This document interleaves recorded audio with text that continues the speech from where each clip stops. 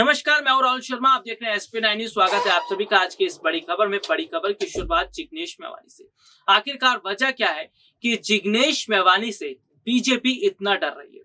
आखिरकार वजह क्या है कि जिग्नेश मेवानी के आने से गुजरात में बीजेपी को नुकसान पहुंच रहा है? दरअसल एक खबर सामने आई कि जिग्नेश मेवानी जो दलितों के एक बहुत बड़े नेता है। दरअसल उत्तर प्रदेश का भी हम जिक्र कर लेते हैं। उत्तर प्रदेश में दलितों का सबसे बड़ा जो चेहरा है वो जो है चंद्रशेखर सिंह रावण माने जाते हैं। वैसे ही गुजरात में दलितों का एक बड़ा चेहरा उन्हें जिग्नेश मेवानी को माना जाता है।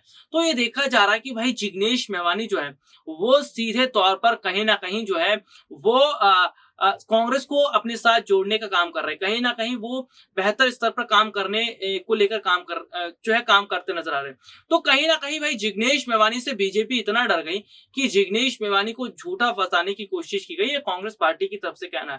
कांग्रेस पार्टी लगातार जिग्नेश मेवानी की गिरफ्तारी के बाद से सवाल खड़ा कर रही है। कांग्रेस पार्टी के कई नेताओं ने सीधे तौर पर असम के मुख्यमंत्री पर भी निशाना साधा है और बीजेपी पर भी निशाना साधते नजर है। तो ये कह रही है कांग्रेस पार्टी की इसमें सीधे सीधे तौर पर बीजेपी का बहुत बड़ा जो है वो स्वार्थ छुपा हुआ है। बीजेपी जिग्नेश मेवानी के साथ जो है सहारे जो है वो बड़ा गेम खेलने की कोशिश कर रही है और जिग्नेश मेवानी को गिरफ्तार करवाकर कहीं ना कहीं उनका जो गलत इस्तेमाल करने का काम किया जा रहा है। तो ये माना जा रहा है कि गुजरात चुनाव जीतना बीजेपी के लिए बहुत ज्यादा अहम है। गुजरात चुनाव जीतने के लिए बीजेपी साम दाम दंड भेद के हर तरीके पर काम कर रही है और ये देखा जा रहा है कि बीजेपी को इस बार गुजरात में डर है, क्योंकि आम आदमी पार्टी ने पंजाब में जिस तरह बड़ी जीत हासिल की, उसके बाद ये देखा जा रहा है कि आम आदमी पार्टी का रुख गुजरात की तरफ है।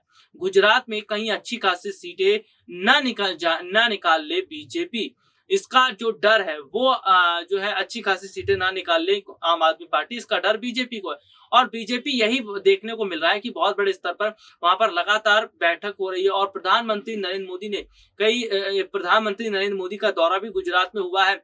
और इसके साथ ही ये भी देखा जा रहा है कि आने वाले समय में कई दौरे प्रधानमंत्री नरेंद्र मोदी के हो सकते हैं, गृह मंत्री अमित शाह के हो सकते हैं। तो ये माना जा रहा है कि फिलहाल मौजूदा समय में जो हालात है या मौजूदा समय की जो स्थिति है वो कहीं ना कहीं ये इशारा कर रही है कि जो जिग्नेश मेवानी है वो कहीं ना कहीं अगर कांग्रेस से अलग हो जाते हैं या कांग्रेस के लिए वोट बैंक नहीं जुटा पाते हैं तो बीजेपी इसका बड़ा फायदा निकाल लेगी और बीजेपी ये कोशिश करेगी कि दलितों का वोट बैंक कैसे अपने साथ जुड़ा जाए।